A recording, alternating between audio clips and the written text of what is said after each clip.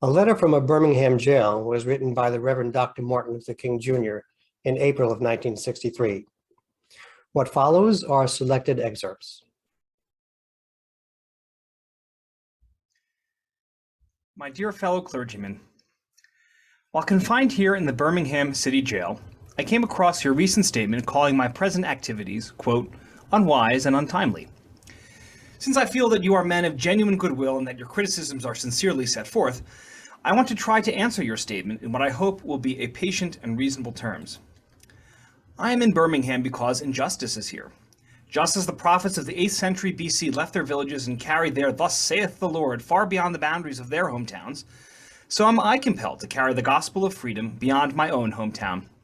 I cannot sit idly by in Atlanta and not be concerned about what happens in Birmingham. Injustice anywhere is a threat to justice everywhere.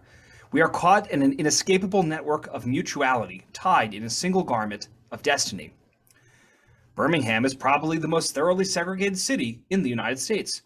We had no alternative except to prepare for direct action, whereby we would present our very bodies as a means of laying our case before the conscience of the local and the national community. We began a series of workshops on nonviolence, and we repeatedly asked ourselves, are you able to accept blows without retaliating? Are you able to endure the ordeal of jail? You may well ask, why direct action? Why sit-ins, marches, and so forth? Isn't negotiation a better path? You are quite right in calling for negotiation. Indeed, this is the very purpose of direct action. Nonviolent direct action seeks to create such a crisis and foster such a tension that a community which has constantly refused to negotiate is forced to confront the issue. I have earnestly opposed violent tension, but there is a type of constructive, nonviolent tension which is necessary for growth. The purpose of our direct action program is to create a situation so crisis-packed that it will inevitably open the door to negotiation. We have waited for more than 340 years for our constitutional and God-given rights. One who breaks an unjust law must do so openly, lovingly, and with a willingness to accept the penalty. I submit that an individual who breaks a law that conscience tells him is unjust and who willingly accepts the penalty of imprisonment in order to arouse the conscience of the community over its injustice is in reality expressing the highest respect for the law. Of course, there is nothing new about this kind of civil disobedience. It was evidenced sublimely in the refusal of Shadrach, Meshach, and Abednego to obey the laws of Nebuchadnezzar. It was practiced superbly by the early Christians who were willing to face hungry lions. We should never forget that everything Adolf Hitler did in Germany was, quote, legal, and everything the Hungarian freedom fighters did in Hungary was, quote, illegal. It was illegal to aid and comfort a Jew in Hitler's Germany. I must make two honest confessions to you, my Christian and Jewish brothers. First, I must confess that over the past few years, I have been gravely disappointed with the white moderate. I have almost reached the regrettable conclusion that our great stumbling block in his stride toward freedom is not the white citizens' counselor or the Ku Klux Klaner, but the white moderate who is more devoted to order than to justice, who constantly says, I agree with you in the goal you seek, but I cannot agree with your methods of direct action. Shallow understanding from people of goodwill is more frustrating than absolute misunderstanding from people of ill will.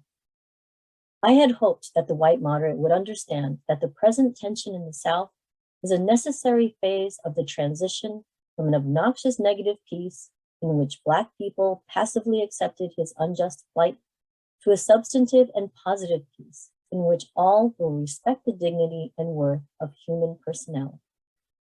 Actually, we who engage in nonviolent direct action are not the creators of tension. We merely bring to the surface the hidden tension that is already alive. We bring it out in the open, where it can be seen and dealt with. In your statement, you assert that our actions, even though peaceful, must be condemned because they precipitate violence. But is this a logical assertion? Isn't this like condemning a robbed man because his possession of money precipitated the evil act of robbery? Isn't this like condemning Jesus because his never ceasing devotion to God's will precipitated the evil act of crucifixion? Society must protect the robbed and punish the robber. More and more, I feel that the people of ill will have used time much more effectively than have the people of goodwill. We will have to repent in this generation, not merely for the hateful words and actions of the bad people, but for the appalling silence of the good people. Human progress never rolls in on wheels of inevitability. It comes through the tireless efforts of men willing to be co-workers with God. I am grateful to God that through the influence of the Black Church, the way of nonviolence became an integral part of our struggle. I have not said to my people, get rid of your discontent. Rather, I have tried to say that this normal and healthy discontent can be channeled into the creative outlet of nonviolent direct action. And now this approach is being termed extremist. But though I was initially disappointed at being categorized as an extremist, as I continued to think about the matter, I gradually gained a measure of satisfaction from the label. Was not Jesus an extremist for love? Love your enemies, bless them that curse you, do good to them that hate you, and pray for them which despitefully use you and persecute you. Was not Amos an extremist for justice? Let justice roll down like waters and righteousness like an ever-flowing stream. Was not Martin Luther an extremist? Here I stand, I cannot do otherwise, so help me God. And Abraham Lincoln, this nation cannot survive half slave and half free. And Thomas Jefferson, we hold these truths to be self-evident that all men are created equal. So the question is not whether we will be extremist, but what kind of extremists we will be. Will we be extremists for hate or for love? I have been so greatly disappointed with the white church and its leadership. Of course, there are some notable exceptions. I am not unmindful of the fact that each of you has taken some significant stands on this issue. But despite these notable exceptions, I must honestly reiterate that I have been disappointed with the church. I have watched white churchmen stand on the sideline and mouth pious irrelevancies and sanctimonious trivialities. In the midst of a mighty struggle to rid our nation of racial and economic injustice, I have heard many ministers say, those are social issues with which the gospel has no real concern. And I have watched many churches commit themselves to a completely otherworldly religion, which makes a strange, unbiblical distinction between body and soul, between the sacred and the secular. I have traveled the length and breadth of the southern states. I have looked at the South's beautiful churches with their lofty spires pointing heavenward. Over and over, I found myself asking, what kind of people worship here? Who is their God? Where were their voices when the lips of Governor Barnett dripped with the words of interposition and nullification? Where were they when Governor Wallace gave a clarion call for defiance and hatred? Where were their voices? In deep disappointment, I have wept over the laxity of the church. But be assured that my tears have been tears of love. There can be no deep disappointment where there is not deep love. There was a time when the church was very powerful, in the time when the early Christians rejoiced at being deemed worthy to suffer for what they believed. Whenever the early Christians entered a town, the people in power became disturbed and immediately sought to convict the Christians for being disturbers of the peace and outside agitators. Things are different now. But the judgment of God is upon the church as never before. If today's church does not recapture the sacrificial spirit of the early church, it will lose its authenticity. I hope the church as a whole will meet the challenge of this decisive hour. But even if the church does not come to the aid of justice, I have no despair about the future. I have no fear about the outcome of our struggle in Birmingham. We will reach the goal of freedom in Birmingham and all over the nation, because the goal of America is freedom. abused and scorned though we may be, our destiny is tied up with America's destiny. Before the Pilgrims landed at Plymouth, we were here. Before the pen of Jefferson etched the majestic words of the Declaration of Independence across the pages of history, we were here. If the inexpressible cruelties of slavery could not stop us, the opposition we now face will surely fail. We will win our freedom because the sacred heritage of our nation and the eternal will of God are embodied in our echoing demands.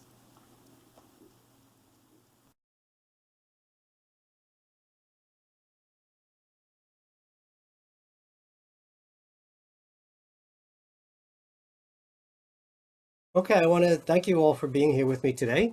And just to quickly introduce everybody, we have Rabbi Ben Goldberg, who is the rabbi of Congregation Knesset Tifereth Israel, our neighbor on King Street here. Rabbi, you're a graduate of JTS, Jewish Yes. Theological Seminary, which is right across the street from the seminary that I graduated from. Laura Chen Schultz is a member here at, what church are we at? St. Paul's Lutheran Church. Here in Rybrook, the only house of worship in Rybrook, so the best one by far. Laura does everything here at St. Paul's, youth, Sunday school, governance, council. So she's essential to the things we do here at church. And she has a role at the Asian American Pacific Islander Institute at NYU. And has done that work for decades, and is active in the community. And Reverend Patrice Kemp, who is the pastor at St. Francis AME Zion. Yes. And has been there for 4 years. I'm in my 5th year. And so we're really glad that you're a part of this community and that we've been able to do things together, 3 or 4 of us in different configurations. And right on cue, Joan Grajewa Thomas, who is a elected official, a trustee with the village of Portchester, and does lots of work in communications, lots of community activity, and also, like Laura, has had 2 children who went through the Portchester school system. So does anybody want to go first talking about how Dr. King is important to you? Maybe kind of when Dr. King became important to you, or how? So you asked about this, and I distinctly remember actually being in kindergarten and a teacher asking me around Martin Luther King Day to go look for a certain book we had in this class library about Martin Luther King. And I distinctly remember her asking me, do you know who Martin Luther King was? And of course I said yes, even though I had no idea. And she asked me to go look and find this book we had about Martin Luther King in our class library. So that's probably my first exposure. But obviously grew up learning about the civil rights movement. I'll say in particular for the Jewish community, Martin Luther King had this really sort of legendary friendship, but it was deeper than that with Abraham Joshua Heschel, who was one of the great Jewish thinkers of the 20th century. And they were both had this real prophetic spirit about them, and were both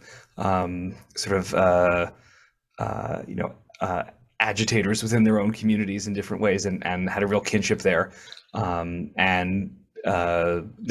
He was probably among significant portion, but by no means all, of the Jewish community who were real allies of King at the time. And so sort of in my world, he often is discussed in that. He was supposed to attend a Passover Seder with Heschel, I think 2 weeks after he had been shot. Mm-hmm. He was planning to attend that Passover with Rabbi Heschel. And which just shows how close they were. And so often talked about in the Jewish community in that context. Thank you. Dr. King, for me, has, it seems as if he's always been a part of my life. Growing up in the household, my father was a student of Malcolm at Mosque number 7. And being a recipient of some of the benefits of the civil rights movement. I often tell my brothers were not born in the civil rights, but I was, being born in '67. I often look at King And you talked about Colin Kaepernick. King was a controversial figure, not liked by many, and as Rabbi Ben said, an agitator to some. But history proved to treat him well later, kind of like they did with Muhammad Ali. At the time, not only did he get the pushback from other groups who didn't agree with his agenda, the letter from the Birmingham Jail even shows how he was hurt by not being supported by other Black ministers in the cause.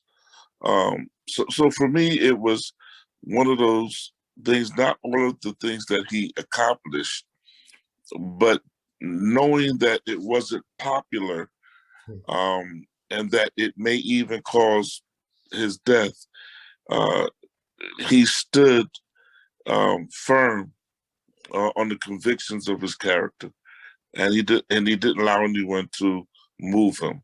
And so King has always been a part of my life, my thinking, how we judge things and contents of character. And so he's always been an influential figure in my life from the very beginning.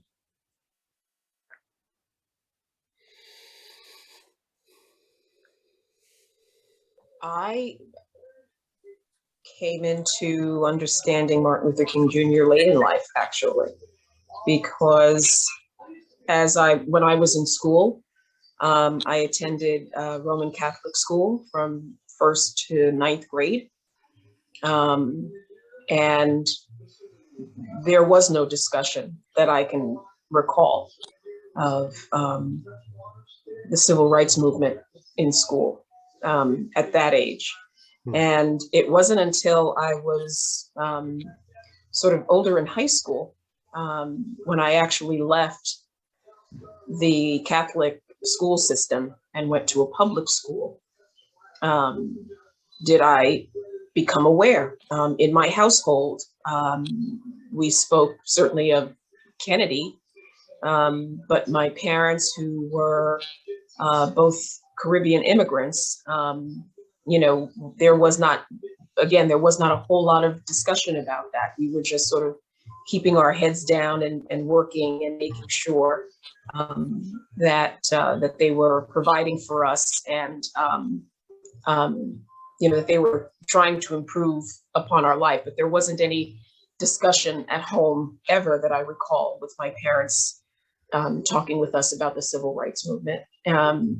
So I'm feeling a little, when I think about it, I feel a little deprived. But certainly I'm grateful, having finally did, learn more and understand more. And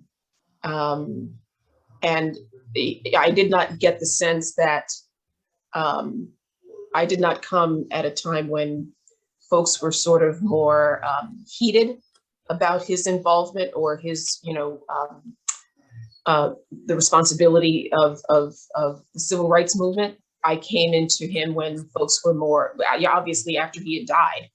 And so the thinking around him was much more, was softer and more positive. And then after that, learning that, that while he was alive, that he was hated, that people, did not understand, that people did not approve. So it's been a very interesting history for me. And so I'm really grateful to be involved in these types of discussions and to participate in any way that I can that helps me to develop a deeper understanding and better informed about the man. Thank you.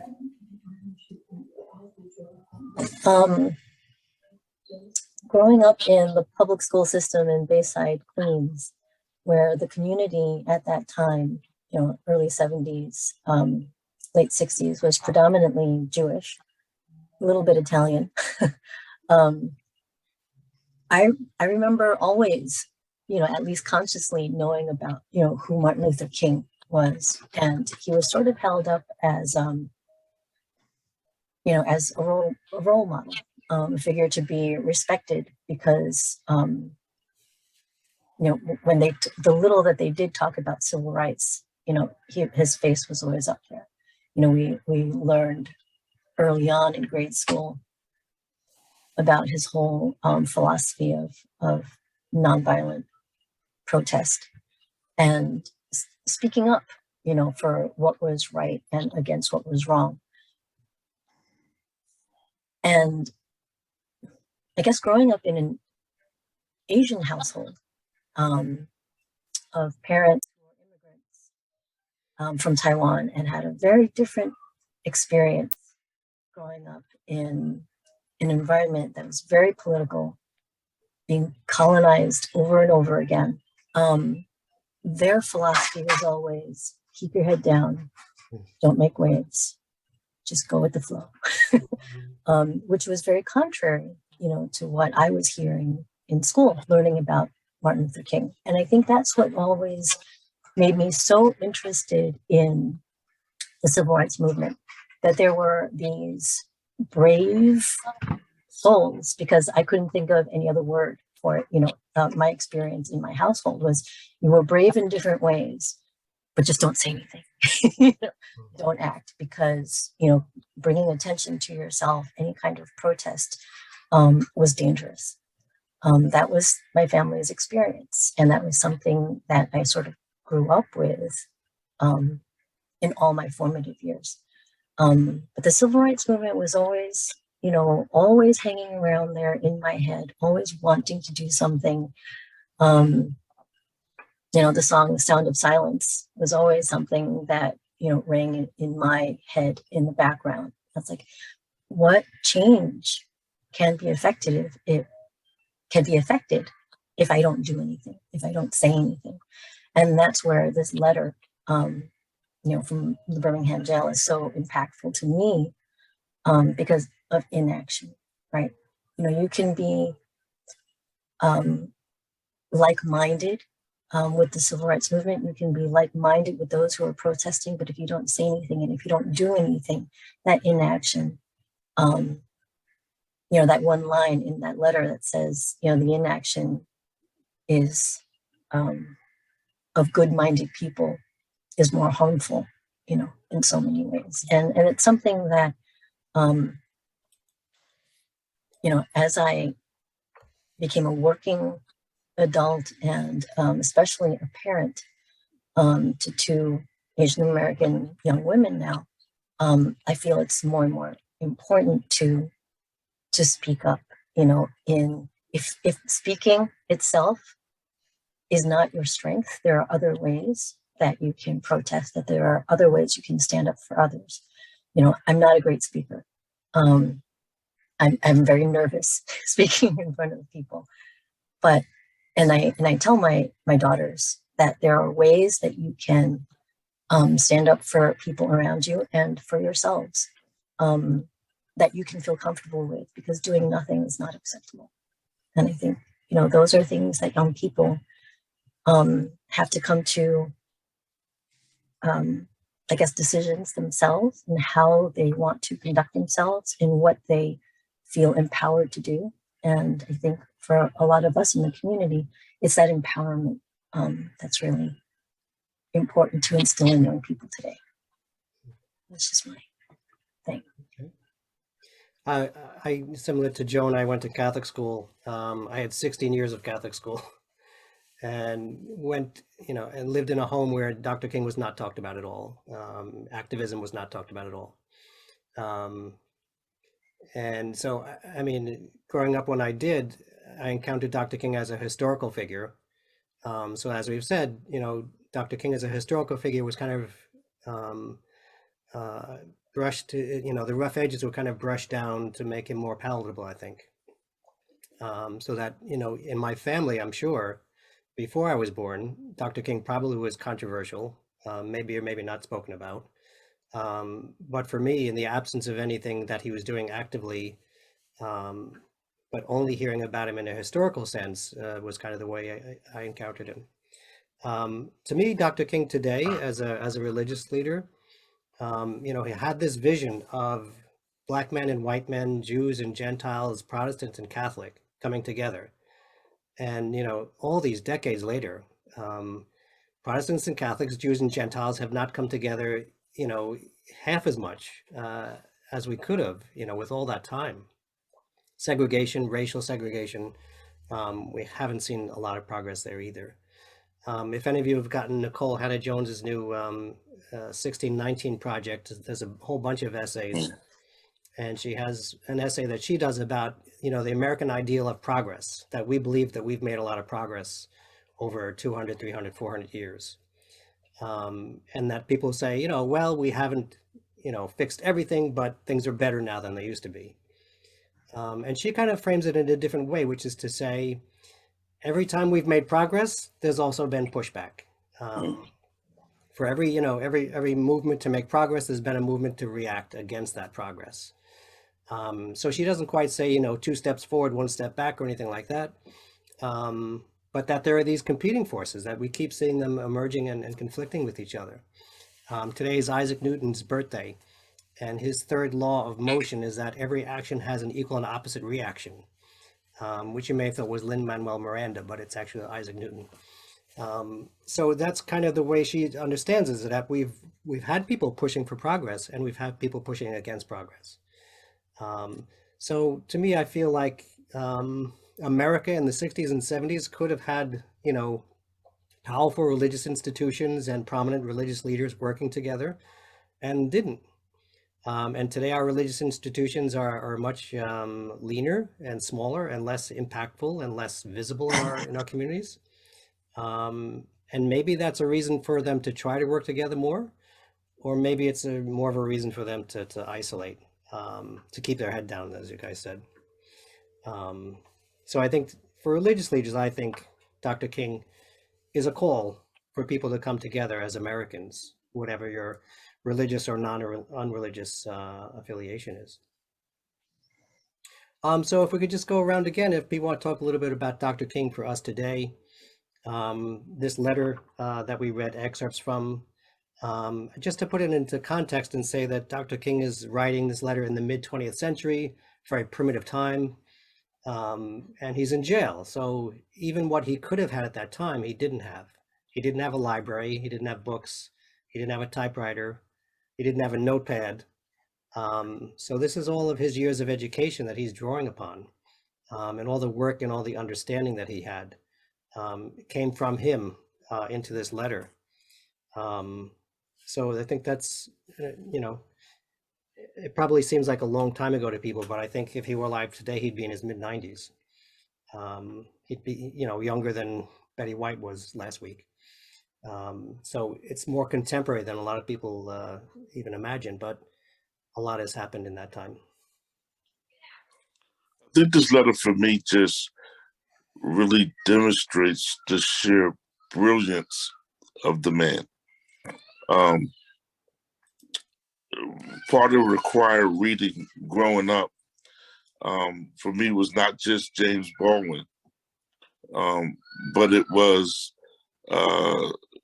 this letter from the Birmingham Jail and the ballot or the bullet. So there was an activist note in our house, and we just saw King as this charismatic orator, speaker who was just able to bring people together. The coalitions he was able to bring together and connect with. A lot of this was being taught to me by a father who was we're now in the 70s, and like I said, we're looking back, and he's involved in the Pan-African movement with such figures like Stephen Biko, and we're understanding that the oppression that they're dealing with over in Africa and that we're dealing with here in America were similar. Um, you talk about people like Medgar Evers and others, but when it came to Dr. King, there was this brilliant mind who spoke with such a soft voice to a powerful institution. And I agree with you, Jim. I wish we could have had his voice through the 70s and 80s to make political change. Because you're right, with every force, there is a recourse. Black Lives Matter protest was met with the January 6th protest. Mm-hmm. And so every time there is a movement for change, I think we need to come to a place where we understand that there is a large portion of this country that don't want to see the change that Dr. King gave his life for.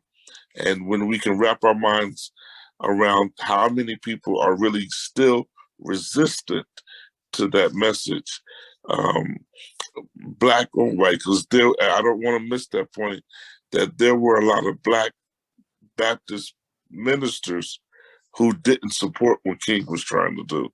And you can still find that today. It's just ironic that all these years later, we're still discussing the same problems. And a lot of that work that was done is trying to be unraveled right now in Congress. So it's just funny to go back and read this letter and then turn MSN and CNN and MSNBC and see that a lot of those same struggles are still with us.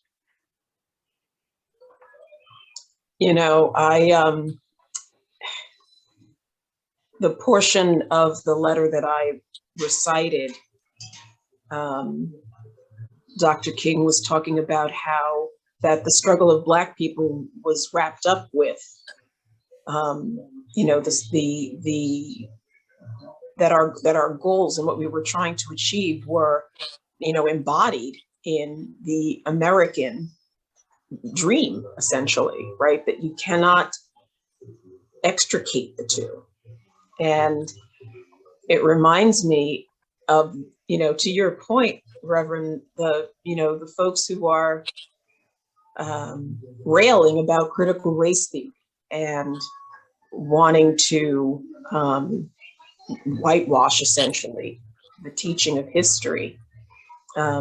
And even then, when he wrote that letter, you know, King made the point about how this is where we are, right? This is the American founding is and Black folks are wrapped up with each other. And you know, when I think about the desire that folks have today of you know, sort of stripping us of that knowledge of you know, actively wanting to miseducate. And, you know, quite frankly, education, you know, hasn't been done well. You know, I absolutely, you know, it's not about the teachers, it's about the curriculum, right? It's about how these textbooks have been written all these years. And it's never been the true history. Certainly not until you get into college, right? You're not really able to study real history until you get into college. But you know, that for me was what really struck me. And, you know, that folks are not wanting their children to, you know, come away from school feeling guilty or, you know, learning about these things and making them uncomfortable. It really, it just made me choke up in a way. That we are, you know, again, after all these years, still sort of battling the same things.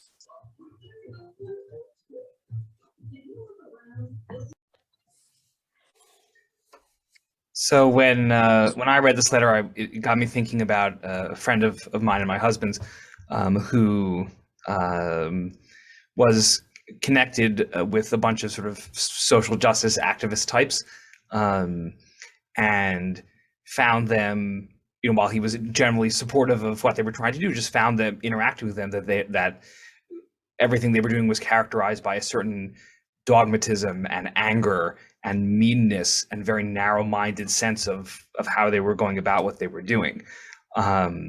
And talking about this with this friend of ours for years about this, we eventually said to him, like, you need to go to church.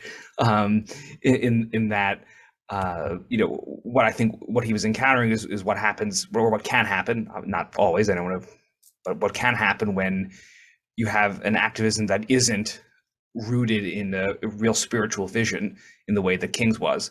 And so that's really jumped out at me from this letter, was the ways in which he talks about how his vision for social justice is rooted in a real spiritual vision and a real spiritual discipline as well. So just to mention a few ways that comes out, he talks about self-purification as a step in civil disobedience, where they have to sort of prepare themselves to be able to accept blows without retaliating, which is not a simple thing, and that requires a real discipline and a real, commitment and internal spiritual work that allows you to get to that place.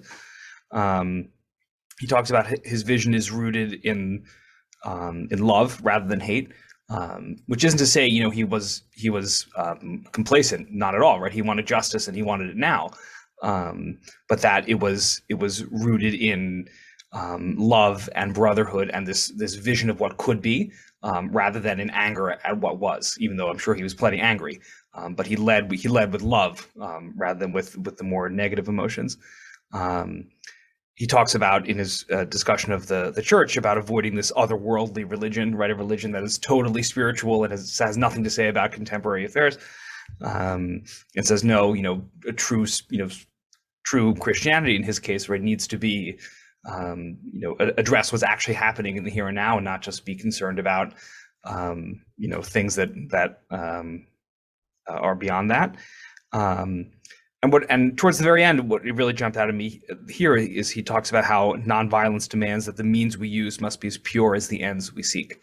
Right, that he has this sort of love and justice based vision of how the world should be, and then part of nonviolence means is that you have that vision, and then you have to start acting that way now. Right, you don't wait until some future day when everything is good, right? You have to start acting that way now, and it starts with you, and it starts within each individual and radiates outward from there. So if you have a vision of a world where conflicts are resolved peacefully, right, you got to start doing that now. You can't wait for that to begin, and so on and so forth. And then he talks at the end about praying in jail and how he's sustained by his own spiritual practice, which I think is really important for any kind of activism. And so I think those are some of the elements that make that where movements for social justice like King's are really benefit from being rooted in that spiritual discipline in that way. And then finally, I think reading this letter, it's a real check on me personally, because it makes me ask. Reading this letter makes me ask, am I the white moderate, right? That he talks about in this letter, right? Because the people he's responding to were not hardcore segregationists, right? I don't think he would have bothered responding to people who were, right? They were the people urging patience, moderation, let it work its way through the courts, right? Don't go out into the streets, right? There were people who agreed in general that they wanted segregation to end.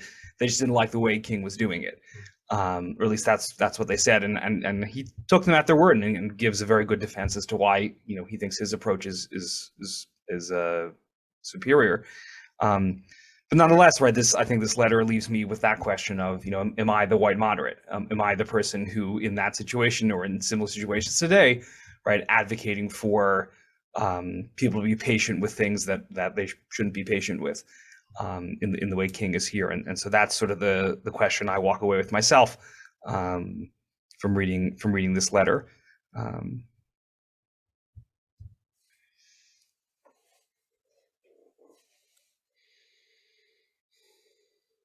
I mean, this letter to me represents an understanding of, he talks about the Boston Tea Party. He talks about America as a place of protest and standing up for liberty and fighting for justice. What we saw on January 6th was part of a long tradition of political violence in this country, a long tradition of racial violence in this country. Another chapter in Nicole Hannah Jones's book, 1619, says that, if it were not for African Americans, America would not have become as democratic as we are today. that was a singular role of African Americans in this country to push for a more democratic society where there was citizenship, where there was equality, to push for a place where there was more justice and more law and order. If you're watching, you know, all the rehashing of last year on the news, I saw somebody who had a flag that said Trump and it said law and order. And, you know, I think it was maybe Isabel Wilkerson who pointed out that, you know, a racist system is going to say that African Americans are criminals and can't catch a break, and white privilege means that white people are always assumed to be innocent and get away with murder. So what we saw on January 6th, what we're seeing it playing out in the past year, is those people getting away with what they did. And, you know, very timid efforts to try to say, well, maybe, you know, maybe this is something that should be called to account. So I think this letter can help people to understand, you know, Dr. King was arrested 29 times. John Lewis, who just left us, was it 2 years ago, was arrested 45 times. They were arrested not because they were punching police in the face and, you know, breaking windows on the nation's capital. They were arrested because they were standing in front of courthouses, because they were marching. And they, you know, they laid down and said, okay, you can arrest me and you can carry me away to jail. They didn't beat anybody up. They didn't break any public property. So that's a tradition of civil resistance. So Dr. King cites, you know, the Boston Tea Party.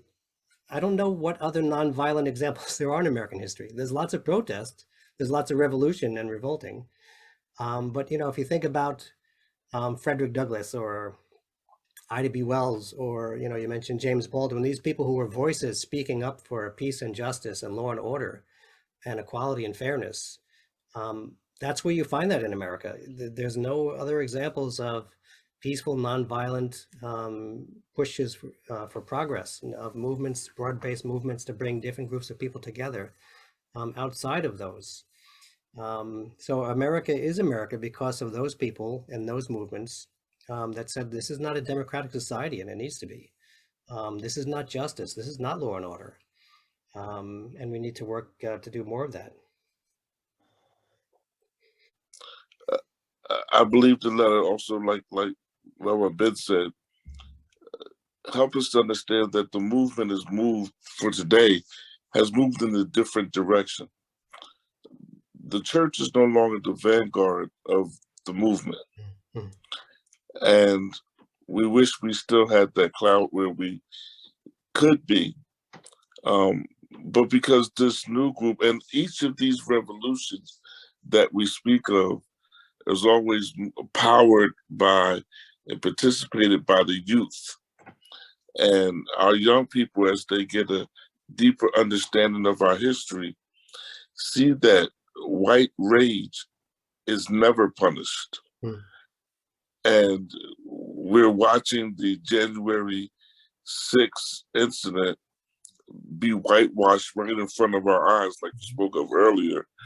And where just weeks earlier, there were a Black Lives Matter protest, and there were hundreds of state troopers in preparation for that. And this January 6th rally wasn't seen as that. And so my prayer as we move forward politically and spiritually is that the church will stand up and speak truth to power, as we have been afraid to and lost that place where Black Lives Matter and other organizations are now the vanguard for that movement of going peace, moving forward for peace.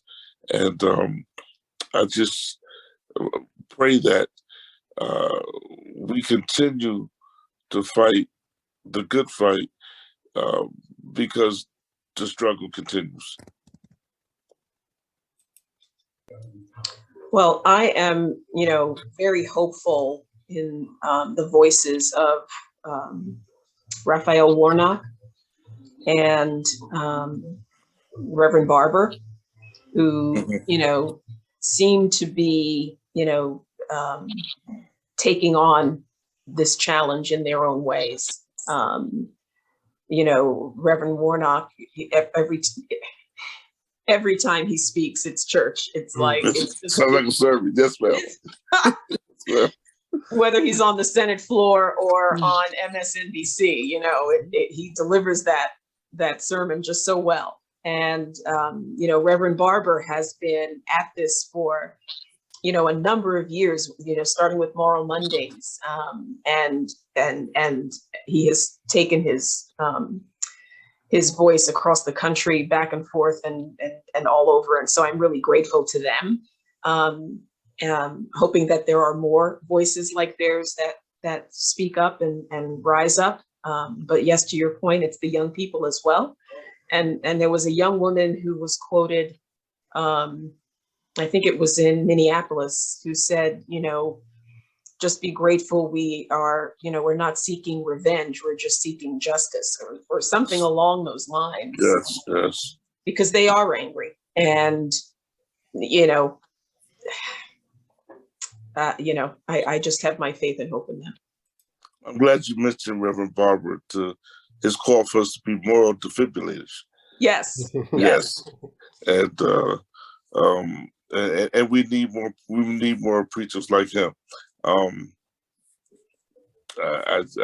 love him and what he's doing. But you're right, the larger movement, they're growing angrier and they're younger. And they're looking for a moral direction. But those Warnock and Reverend Barber is a good start, but we need a lot more. We need a lot more. Yeah, for sure. Raphael Warnock went to my seminary. He was a year ahead of me. I'll just throw that out there to plug my seminary again. And just to say, Laura's done a lot of work here with the youth on our Sunday school. In a Sunday school, they talk about Pride Month. They talk about refugees. And the children got up in church for many years now to recite I Have a Dream for the congregation. So I'm really grateful that we have people in this church who are, looking for a spirituality that is pushing towards activism and looking at the tradition. And we had Doris Rivas come and talk to the kids about what it was like for her growing up in a segregated society. I'm really glad that they had that opportunity to hear from her, who would be in her late 90s now, I guess. To connect that. Mid-90s, yeah. No, I thank you for pulling this together and for all that you do, Jim. It's really, I greatly appreciate your efforts, and I look forward to the events that are going to be coming up soon. Yeah. But I think it's relevant this week for people to think about how America has been a place of political violence and a place of reasoned spiritual civil resistance and work for justice and change. Okay, well, good night. Well, have a good night. Thank you. Thanks, everyone. Good night. Happy New Year. Good night. Thank you.